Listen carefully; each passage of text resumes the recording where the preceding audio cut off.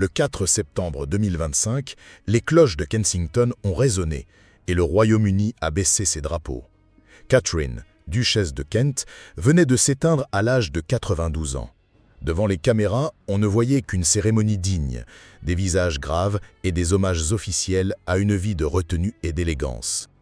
Tout semblait écrit d'avance, comme la fin paisible d'un conte royal. Mais cachées derrière cette image se trouvent des histoires bien différentes. Pourquoi une femme que l'on croyait discrète a-t-elle pu prendre des décisions capables d'ébranler la monarchie? Quel secret dissimulait-elle derrière son calme apparent? Et qu'espérait-elle en choisissant une route différente de celle que le destin semblait lui tracer? Enfin, quelle vérité a-t-elle emporté dans la tombe? Sa mort ferme un chapitre officiel, mais elle ouvre une énigme. Pour en comprendre les clés, il faut revenir bien avant ce dernier adieu. Catherine Lucy Mary Worsley naît le 22 février 1933, au cœur du Yorkshire, dans la demeure familiale de Hovingham Hall. Rien ne la prédestinait à devenir l'une des figures les plus singulières de la monarchie britannique. Son enfance, loin du tumulte de Londres, se déroule dans un environnement empreint de traditions rurales, de paysages verdoyants et d'une certaine austérité typique du nord de l'Angleterre. Son père, Sir William Worsley, est un baronnet respecté, ancien capitaine de cricket, qui incarne à la fois discipline et honneur. Sa mère, Joyce Morgan Brunner, apporte une éducation raffinée et une chaleur familiale discrète. Dès ses premières années, Catherine se distingue par une sensibilité artistique hors du commun. Le piano, l'orgue et le violon deviennent ses refuges. Elle n'est pas une enfant turbulente, au contraire, elle observe, elle écoute, elle s'imprègne. Son entourage raconte qu'elle pouvait passer des heures à jouer des mélodies indifférentes au reste du monde. Derrière cette apparente douceur se cache déjà une force intérieure rare, une détermination tranquille qui marquera toute sa vie. Contrairement aux princesses issues directement de la dynastie Windsor, Catherine ne grandit pas sous l'œil vigilant des médias.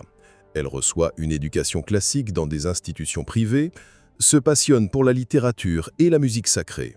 Adolescente, elle hésite entre une carrière musicale et une vie plus conventionnelle. Mais son destin bascule lorsqu'elle croise le chemin d'un membre de la famille royale. Au début des années 1960, lors d'une réception mondaine, elle rencontre Edward, duc de Kent, cousin germain de la reine Élisabeth II. Leur monde semble éloigné. Lui appartient à la lignée directe des Windsor, elle descend d'une noblesse terrienne moins exposée. Pourtant, une complicité immédiate les unit. Ce rapprochement étonne l'entourage royal, mais la relation s'impose peu à peu. En 1961, leur mariage est célébré dans la majestueuse cathédrale de York Minster. Un événement historique, c'est la première fois depuis plus de 6 siècles qu'un mariage royal y est organisé. Le faste de la cérémonie contraste avec la simplicité de la mariée, vêtue d'une robe dessinée par John Kavanagh. Des milliers de personnes se massent devant les grilles, des millions écoutent la retransmission à la radio. La jeune Catherine devient alors duchesse de Kent, entrant officiellement dans le cercle restreint de la monarchie britannique. Les premières années donnent l'image d'un couple solide et d'une duchesse prête à assumer son rôle. 3 enfants viennent rapidement combler leur foyer. George, futur comte de St Andrews, Lady Helen, passionnée d'art et de culture, et Nicholas, dont le parcours anticonformiste fera souvent la une. Mais derrière ces images familiales lisses, un drame bouleverse Catherine. La perte d'un 4e enfant, Patrick, mort-né, ainsi qu'une fausse couche douloureuse. Ces épreuves marquent profondément la duchesse, qui n'hésitera pas plus tard à parler publiquement de cette douleur. Un tabou pour une époque et pour une famille attachée au silence.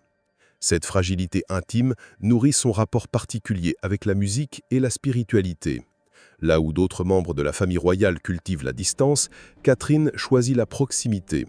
Elle se rend dans des écoles, discute avec les enfants, visite des hôpitaux, joue du piano pour des associations caritatives. Peu à peu, elle s'impose comme une figure singulière, une duchesse qui n'aime pas les mondanités, mais préfère les salles de classe et les communautés locales. Cette image, à contre-courant, attire l'attention de la presse. Les journalistes décrivent une femme élégante mais simple, parfois mal à l'aise dans les obligations protocolaires. Pourtant, c'est précisément cette sincérité qui séduit l'opinion publique. Dans un univers figé par l'étiquette, Catherine incarne une brèche, un souffle d'humanité. Au fil des années, elle gagne la réputation d'une femme courageuse, capable de prendre ses distances avec les conventions. Là où d'autres auraient accepté un rôle figé, elle montre un tempérament indépendant sans jamais sombrer dans le scandale. Son attachement à l'éducation, à la musique et aux causes sociales façonne une identité bien à elle, distincte mais respectée. Ainsi, des plaines verdoyantes de Yorkshire jusqu'au faste de York Minster, Catherine a tracé une trajectoire unique, celle d'une femme née hors du cercle royal, mais qui a su entrer sans jamais renoncer à son authenticité. Et cette authenticité, bientôt, allait l'amener à prendre des décisions qui allaient surprendre, voire choquer la monarchie britannique tout entière. Si le mariage de Catherine avec le duc de Kent l'avait propulsée au cœur de la monarchie britannique, ce ne sont pas les fastes officiels qui ont défini son image, mais bien une série de choix et de gestes qui allaient, chacun à leur manière, fissurer les fondations rigides de l'institution. Le premier choc fut intime, presque indicible.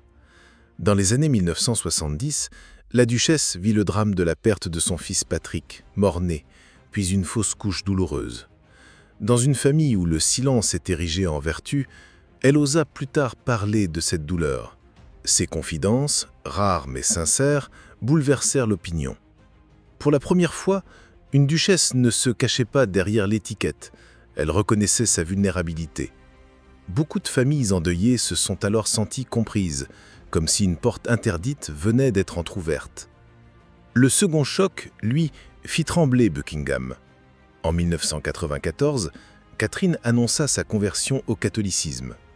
Depuis le XVIIe siècle et la destitution de Jacques II, aucun membre proche de la famille royale n'avait osé franchir ce pas. L'événement fit la une des journaux, les éditorialistes se déchirèrent. Certains y voyaient une trahison, une atteinte directe à l'essence anglicane de la monarchie. D'autres saluèrent son courage spirituel, l'exemple d'une femme choisissant la foi au détriment des convenances. Buckingham, fidèle à sa politique de réserve, ne formula aucun commentaire. Mais en coulisses, les murmures étaient clairs. Catherine s'était mise à l'écart, volontairement ou non. 2 ans plus tard, elle frappa à nouveau l'imaginaire collectif. En 1996, elle devint enseignante de musique dans une école primaire publique à Hull, utilisant le simple nom de Mrs. Kent. Pour les tabloïds, ce fut un choc. Une duchesse au tableau noir, entourée d'enfants d'ouvriers et d'immigrés. Était-ce une déchéance ou un geste héroïque? Les manchettes rivalisaient de superlatifs. Elle, imperturbable, déclara que ses années d'enseignement furent parmi les plus heureuses de sa vie. Dans la simplicité de la salle de classe, elle retrouvait une authenticité qu'aucun palais ne pouvait lui offrir.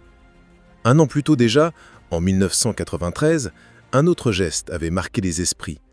Chargée de remettre le trophée à Wimbledon, Catherine vit Jana Novotná s'effondrer en larmes après sa défaite. Sans hésiter, elle la prit dans ses bras. Les caméras du monde entier immortalisèrent ce moment. Là où l'on attendait une poignée de mains protocolaires, la duchesse offrit un élan d'humanité.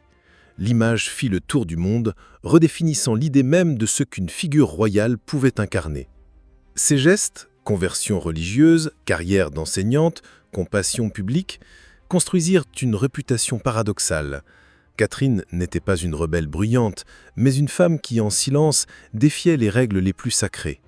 Dans les couloirs du palais, on parlait d'elle comme d'une énigme, respectée mais insaisissable. Les rumeurs d'un mariage parfois distendu, surtout après l'AVC du duc de Kent en 2013, accentuèrent ce mystère. Certains affirmaient qu'elle vivait souvent séparée de lui, d'autres qu'elle s'était volontairement retirée pour protéger son intimité. Rien ne fut jamais confirmé, mais l'image d'une duchesse en marge s'enracina. Après 2013, ses apparitions publiques se raréfièrent encore davantage. Catherine se consacra presque exclusivement à la fondation Future Talent, qu'elle avait cofondée en 2004 pour soutenir les jeunes musiciens issus de familles modestes. Loin des projecteurs, elle patronna des concerts, encouragea des élèves, offrit des instruments à ceux qui n'en avaient pas les moyens. Les médias parlèrent peu d'elle, mais dans l'ombre, son influence se fit sentir dans des centaines de destins artistiques. Quelques apparitions ponctuèrent tout de même cette retraite. En 2021, elle assista aux funérailles du prince Philippe. En 2022, elle fut présente lors des cérémonies d'hommage à la reine Elisabeth II. À chaque fois, les caméras captèrent son visage marqué par l'âge, mais toujours digne. Pour beaucoup, elle incarnait une fidélité tranquille, loin du tumulte des scandales. Et puis vint le 4 septembre 2025. La nouvelle de sa mort, à 92 ans, fit l'effet d'un coup de tonnerre. Les cloches de Kensington sonnèrent, les drapeaux furent mis en berne, et la presse du monde entier retraça son parcours singulier. Les hommages officiels parlèrent d'une vie de service et de discrétion. Mais sur les réseaux sociaux, un autre récit émergea. Des hashtags fleurirent, hashtag Duchess of Courage pour saluer son indépendance et hashtag Royal Outsider pour rappeler sa singularité. Des témoignages affluèrent. Martina Navratilova évoquait encore la scène de Wimbledon, parlant d'un geste qui avait changé l'histoire du sport. D'anciens élèves de Hull racontaient comment Mrs. Kent leur avait donné confiance en eux. Sa disparition révéla en réalité toute l'ampleur de son héritage. Aux yeux de certains, elle restera une aristocrate discrète, fidèle à son rôle et à sa foi. Pour d'autres, elle fut une pionnière silencieuse, une femme qui, par des choix simples mais courageux, avait redéfini sa place au sein de la monarchie. Et lorsque son cercueil quitta Kensington Palace, une question demeura. Catherine était-elle une voix singulière au sein de la couronne, ou la seule à avoir trouvé la véritable liberté derrière ces murs séculaires? À mesure que les années passaient, les choix singuliers de Catherine ne restaient pas sans conséquences. Chaque geste, chaque décision, bien qu'intimement personnelle, avait un retentissement collectif. La monarchie britannique, habituée à une stricte discipline, voyait en elle une figure à part, une duchesse loyale par son titre, mais insaisissable par sa conduite. Dans les cercles royaux, on appréciait sa discrétion, mais on redoutait ses initiatives imprévisibles. Les courtisans savaient qu'elle n'avait pas l'ambition de provoquer un scandale, mais ses écarts par rapport au protocole forçaient à redéfinir sans cesse les limites de ce qui était toléré. Elle n'était pas une contestataire bruyante. Son audace tenait au contraire dans le silence, dans la constance avec laquelle elle suivait sa propre voie. Pour le public britannique, la perception évolua avec le temps. Dans les années 1960, elle incarnait la grâce et l'élégance d'une duchesse traditionnelle. Dans les années 1980, son image se teinta de gravité, marquée par ses épreuves personnelles. Les années 1990 révélèrent une personnalité plus complexe. Certains la voyaient comme une femme courageuse, d'autres comme une aristocrate en décalage. Les tabloïds, toujours friands de contradictions, alternaient entre titres admiratifs et commentaires acerbes. Mais derrière les jugements, une constante demeurait. Catherine ne laissait personne indifférent. Son visage réservé, ses gestes mesurés, sa voix douce contrastaient avec la force des débats qu'elle suscitait. Elle était devenue un miroir, où chacun projetait ses propres attentes vis-à-vis de la monarchie. À titre personnel, ses choix avaient aussi un prix. Son retrait progressif la protégea du tumulte, mais l'isola d'une partie de son entourage. La solitude fut un compagnon discret, parfois lourd à porter. Cependant, ceux qui l'ont approchée décrivent une femme sereine, presque apaisée par sa distance avec le protocole. Elle assumait le prix de sa liberté avec une dignité rare. C'est peut-être là que réside le véritable point culminant de son histoire, dans cette tension entre la discrétion et la force intérieure.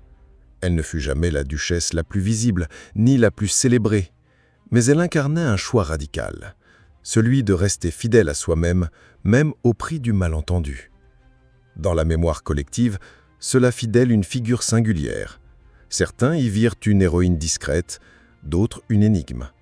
Mais à mesure que la monarchie entrait dans le XXIe siècle, confrontée aux crises d'image et aux scandales contemporains, l'exemple de Catherine prenait une résonance nouvelle. Elle montrait qu'il existait une autre façon d'être royale, non pas par le pouvoir ou l'apparat, mais par l'humanité et l'intégrité. Ainsi, au soir de sa vie, le regard porté sur elle avait changé. Elle n'était plus seulement la duchesse effacée, mais un symbole d'authenticité. Une femme qui, en choisissant la simplicité et la sincérité, avait trouvé une grandeur différente. Et ce souvenir, chargé d'émotions, reste comme le sommet de son destin. Le décès de Catherine en 2025 n'a pas seulement marqué la fin d'une existence royale, il a mis en lumière une question plus vaste. Que laisse derrière elle une femme qui, tout en étant duchesse, avait choisi une vie de simplicité et de sincérité? Son héritage ne se mesure pas en statut ni en cérémonie, mais dans la mémoire de ceux qu'elle a touchés. Les élèves qui se souviennent d'une professeure patiente, les musiciens aidés par Future Talent, les sportifs qui n'oublieront jamais son étreinte à Wimbledon, tous témoignent que sa grandeur fut avant tout humaine. Dans un monde où la monarchie est souvent critiquée pour son éloignement, Catherine incarne une autre voie, celle du rapprochement et de l'authenticité. Elle rappelle qu'une duchesse pouvait exister en dehors des palais, qu'elle pouvait choisir de tendre la main au lieu de s'enfermer dans le protocole. Et pourtant, une zone d'ombre demeure. Ses choix étaient-ils une quête de liberté ou une manière subtile de résister à l'institution? Son silence volontaire fut-il une forme de renoncement ou au contraire un langage plus fort que les discours? Ces questions, personne ne pouvait plus y répondre. Ce qui est sûr, c'est que son souvenir continue de flotter, à mi-chemin entre la tradition et la liberté. Catherine n'était pas la plus célèbre des duchesses, mais peut-être fut-elle la plus humaine, et c'est précisément cette humanité qui lui donne aujourd'hui une place unique dans l'histoire de la monarchie britannique. Et vous, qu'en pensez-vous? Catherine fut-elle une duchesse discrète, restée dans l'ombre, ou une femme qui a su tracer son propre chemin? Dites-le nous en commentaire, et abonnez-vous pour ne pas manquer les prochaines histoires qui lèvent le voile sur les destins cachés de l'histoire.